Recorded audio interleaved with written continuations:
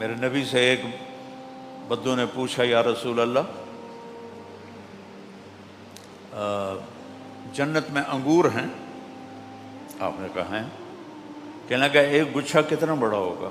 ایک گچھا، آپ نے فرمایا مسیرۃ شہر للغراب الابقع، بڑا کوا 1 مہینہ ایسے اڑے سیدھا، لا ینثنی، نہ ادھر نہ ادھر، لا یفتر، نہ سست ہو، لا یقع، نہ بیٹھے، 1 مہینہ اڑتا رہے تو تب جا کے ایک گچھا ختم ہوگا، اور دانہ 12 ہاتھ لمبا ہوگا۔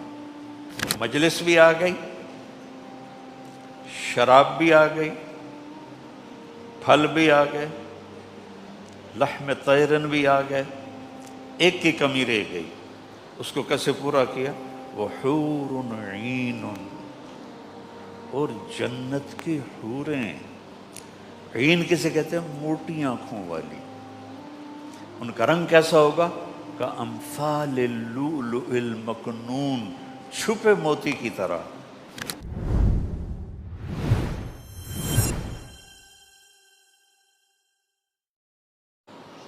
ایک جنت کا منظر پیش کرتا ہوں۔ جنت متکئین علی سرر علیہا متقابلین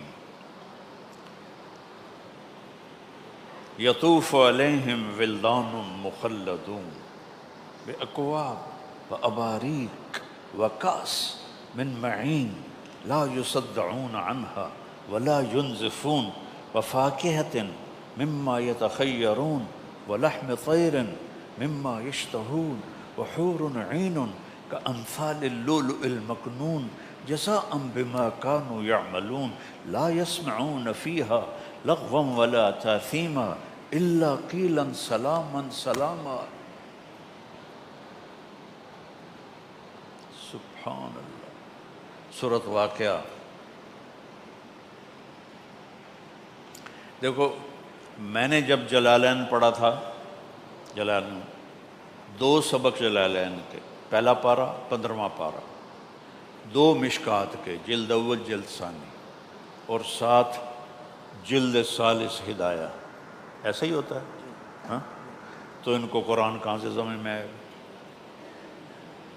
جلالین ویسے ہی تفسیر کی کتاب نہیں ہے، مختصر ترجمہ ہے، اور ہدایہ ثالث جیسی خشک دماغ اڑانے والی کتاب پڑھو تو قرآن سے تمہاری مناسبت پیدا ہو ہی نہیں۔ میں نے تو بعد میں جو کیا، جو بھی کیا،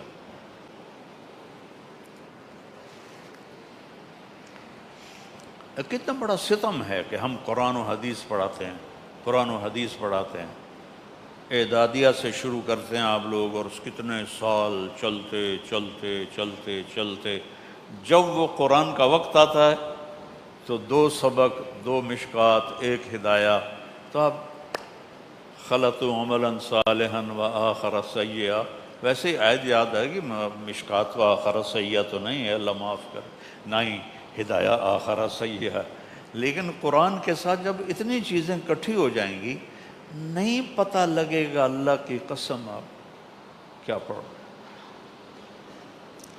اور مولانا جمشید صاحب رحمۃ اللہ علیہ ہمیں پڑھاتے تھے، ان کی تہجد بڑی لمبی ہوتی تھی، اور فجر کے بعد ہی ہمارا سبق ہوتا تھا، تو ہماری تمنا ہوتی تھی کہیں سو جائیں، تو وہ 15-20 منٹ کے بعد سو جاتے تھے، اور ہم دغا دغ دغا دغ دغا دغ 15-20 صفحے پڑھ کے، ہاں بھائی ہو گیا سبق؟ جی ہو گیا، جاؤ، یہ ہم نے جلالین پڑھی۔ یہ تو اللہ نے مجھے عربوں کے ساتھ رہ کے ذوق دیا کہ میں دیکھوں تو صحیح کہ میرا اللہ مجھ سے بات کیسے کرتا ہے، اس کا کلام کیسا ہے۔ پھر میرے دل دماغ کے ساری تاریں ہل گئیں، جنت والے ایسی، یہاں بھی محاکات ہے، ایسے اللہ نقاب کشائی کرتا ہے، تختوں پر بیٹھے ہوئے ہیں، قد کتنا ہوگا؟ 60 ہاتھ، 125 فٹ، اسی کے برابر تخت ہوں گے، اور میں آپ کو دیکھ رہا ہوں نا، پیچھے نہیں دیکھ رہا، آپ مجھے دیکھ رہے ہیں، پیچھے نہیں دیکھ رہے۔ جنت میں کیا ہوگا میں آگے دیکھ رہا ہوں تو مجھے پیچھے والے بھی نظر آئیں گے، آپ مجھے دیکھ رہے ہیں آپ کو پیچھے والے بھی نظر آئیں گے، اس طرح گول چکر میں ہوں گے تخت بچھے ہوئے، ہر ایک دوسرے کو دیکھ رہا ہو، ہر ایک دوسرے کو دیکھ رہا ہو۔ اس کی جنت کی حور اس کے سامنے آئے گی، چہرہ سامنے ہے، جب وہ پلٹ کے جائے گی تو بھی چہرہ سامنے رہے گا۔ اور یہاں چونکہ ایک زمانہ گزرا ہے دوسری راہوں میں بھی، تو وہ لڑکیوں کو گھنگرو پہنا کر، چال سکھا کر، کیسے چلنا ہے، کیسے یہ زمیندار کا دل موہنا ہے، یہ بڑے سیٹھ کا دل موہنا ہے، اس کی چال سکھائی جاتی تھی۔ یہ میری لایانی ہے، معاف کر دینا چونکہ میں اس سے گزرا ہوں۔ تو جنت کی حور جب ایک قدم رکھے گی، 1,00,000 ناز و نخرے دکھائے گی، ایک قدم میں 1,00,000 ناز و نخرے۔ اب ہونٹوں پہ مسکراہٹ کیوں ہے؟ جب وہ ایسے آئے گی تو چہرہ سامنے، جب وہ ایسے جائے گی تو چہرہ سامنے ہے۔ اور اب میرے نبی نے کہا پتہ ہے بِأَيِّ بَنَانٍ تُعَاطِيهِ، ایسا لگتا ہے یہ میرے نبی کی بھی ایسا لگ رہا ہے جیسے جنت کے حور مجھے جام پکڑا رہی ہے، اللہ کی قسم۔ بِأَيِّ بَنَانٍ تُعَاطِيهِ، ارے تمہیں پتہ ہے کن ہاتھوں سے تمہیں وہ کاس پکڑائے گی؟ لو ان بنانا من بنانها بدا لغلب ضوءه ضوء الشمس كما يغلب ضوء الشمس ضوء النجوم۔ اس کی انگلی کا اتنا پورا بھی سورج کو دکھا دو تو سورج اس کے سامنے نظر نہیں آئے گا، جیسے ابھی سورج کے سامنے ستارے نظر نہیں آ رہے، اتنا۔ تو ابن عباس فرماتے ہیں جب اس کا یہ حسن ہے چہرہ کیسا ہوگا؟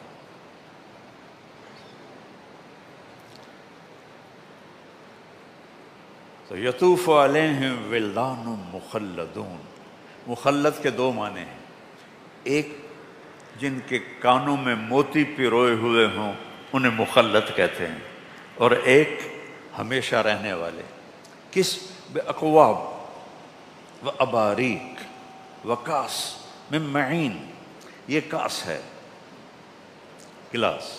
اقواب جس کی مٹھ نیچے سے ہوتی ہے اور اوپر وہ ایسے ہوتا ہے، وہ ہے اقواب۔ اور اباریک چائے کے کپ کی طرح جس کی مٹھ ادھر لگی ہوتی ہے۔ تو تینوں طرح کے گلاس بھی حاضر ہیں، اقواب بھی حاضر ہیں، کاس بھی حاضر ہیں، اباریک بھی حاضر ہیں۔ کس چیز کے؟ من معین، معین کی شراب سے۔ یہ دیکھو مجھے، یہ تمہیں تری نظر آ رہی ہے؟ مولوی نعمان کو تو نظر آ رہی، تمہیں نہیں نظر آئے گی، چونکہ بالکل ہے نا۔ یہ اتنی تری، اتنی یوں کرے باہر نکالے، آسمان پہ بیٹھ کے نیچے کر دے تو آسمان سے زمین تک خوشبو پھیل جائے گی۔ کیا چیز ہے؟ صرف اس کی بلل تری، جو جن کو رب پلائے گا وہ کیسے ہوں گے؟ فاکہۃ مما یتخیرون۔ اچھا پھر ان کی صفت بتائے، لا یصدعون عنہا ولا ینزفون، نہ سر میں درد ہوگا نہ سر چکرائے گا، پھلائیں گے۔ میرے نبی سے ایک بدو نے پوچھا یا رسول اللہ جنت میں انگور ہیں؟ آپ نے کہا ہیں۔ کہنے لگا ایک گچھا کتنا بڑا ہوگا؟ ایک گچھا، آپ نے فرمایا مسیرۃ شہر للغراب الابقع، بڑا کوا 1 مہینہ ایسے اڑے سیدھا، لا ینثنی، نہ ادھر نہ ادھر، لا یفتر، نہ سست ہو، لا یقع، نہ بیٹھے، 1 مہینہ اڑتا رہے تو تب جا کے ایک گچھا ختم ہوگا، اور دانہ 12 ہاتھ لمبا ہوگا۔ تو تربوز کتنا بڑا ہوگا؟ کیلا کتنا بڑا ہوگا؟ یہ تھائی لینڈ میں ہوتا ہے، وہ ایک پھل ہے اتنا، کٹہل کتنا بڑا ہوگا؟ دیکھا تم نے کٹہل؟ اتنی بڑی بلا ہوتا ہے، تو وہی ان تھائی لینڈ والوں کو بڑا پسند ہے، تو وہ کتنا بڑا ہوگا؟ پھر مجلس بھی آ گئی، شراب بھی آ گئی، پھل بھی آ گئے، لحم طیرن بھی آ گئے، ایک کی کمی رہ گئی، اس کو کیسے پورا کیا؟ وحور عین، اور جنت کی حوریں، عین کسے کہتے ہیں؟ موٹی آنکھوں والی، ان کا رنگ کیسا ہوگا؟ کامثال اللؤلؤ المکنون، چھپے موتی کی طرح۔ اسی نے تو صحابہ کو جان دینے پہ اٹھا دیا تھا۔ بدر کی جنگ میں آپ نے کہا قوموا الی جنت عرضها السماوات والارض، تو جنت کو سنتے تھے نبی سے۔ یہ مولوی نعمان اور یہ سارے مولوی جو ہیں جنت سناتے ہی نہیں ہیں، نہ پڑھاتے ہیں نہ سناتے ہیں۔ میں تو اپنے مدرسے میں جنت الگ خود پڑھاتا ہوں، شوق تو پیدا ہو، رفع یدین کرنا ہے نہیں کرنا ہے، فاتحہ پڑھنی ہے نہیں پڑھنی ہے، یہ بھی کوئی مسائل ہیں جس پر آج بحث کی جائے۔ تو آپ نے کہا اٹھو اس جنت کی طرف جس کی چوڑائی زمین آسمان کے برابر۔ تو حضرت عمیر بن ابی الحمام ایسے ہاتھ میں کھجوریں لے کے کھا رہے تھے، کہنے لگے بخن بخن، اس کا میں ترجمہ کرتا ہوں موجاں ہو گئیاں موجاں۔ تو آپ نے فرمایا تو کیوں کہہ رہا ہے موجاں ہو گئیاں؟ کہا جی میرا جی چاہتا ہے میں بھی جنتی ہوں۔ کہا تو ہے ہی جنتی۔ اچھا تو پھر یا رسول اللہ یہ کھجوریں کھانا بھی لمبی عمر ہے، پھینک اور جا کے شہید ہو۔ 5-6 کھجوریں۔ کلا ان آکل لأن حییت حتی آکل هذه الثمرات لحیات طویلہ، اتنی دیر میں زندہ رہوں یہ کھجوریں کھاؤں، بڑی لمبی زندگی، پھینکا ہو۔ اس طرح ان کے اندر یہ یقین پیدا ہو گیا تھا۔ تو یہ قرآن کے وہ چیزیں، چلو تو مجھے پتہ ہے ہم عجم ہیں، ہم وہ گہرائی تک نہیں جا سکتے۔ اب تو عرب بھی ہماری طرح ہی عجم ہی ہو گئے ہیں، جب سے پٹھان گئے ہیں عربوں میں، انہوں نے ان کی عربی تباہ کر کے رکھ دی، سندھی پنجابی پٹھان سارے۔ مولانا سید خان صاحب کے پاس بیٹھا تھا میں، 1996 کی بات ہے، ایک عرب نوجوان پی ایچ ڈی آ گیا میرے ساتھ بیٹھا، تو میں نے بات شروع کی، ویسی تعارفاً کچھ، کہنے لگا بھائی شیخ آج بہت مزہ آیا آپ کے ساتھ بات کر کے، بڑے عرصے کے بعد پہلی دفعہ فصیح عربی سنی ہے، ورنہ تو ہمیں تو اجمیوں نے سوی دعا حتی قضا، ہمیں تو اس میں ہی برباد کر دیا، سوی دعا۔ تو میرے عزیزو قرآن سمجھو، قرآن سے جی لگاؤ۔ یہ میں واقعہ سنا کے بس کرتا ہوں۔ آپ کو پتہ ہے کہ 7 معلقہ لٹکے ہوئے تھے بیت اللہ میں، 7 عرب شعراء کا کلام، کہ پتہ نہیں چلتا تھا کہ کون سب سے بہتر ہے۔ قدر بہتری کی طرف گئے ہیں عربی کے علماء امر القیس کے قصیدے کے لیے۔ تو جب قرآن اترنا شروع ہوا تو سب نے وہ قصیدے اتار دیے۔ امر القیس تو مر چکا تھا، اس کی بہن زندہ تھی، اس سے بھی کہا قریش نے دیکھتی نہیں ہے محمد کا کلام، اتار دے۔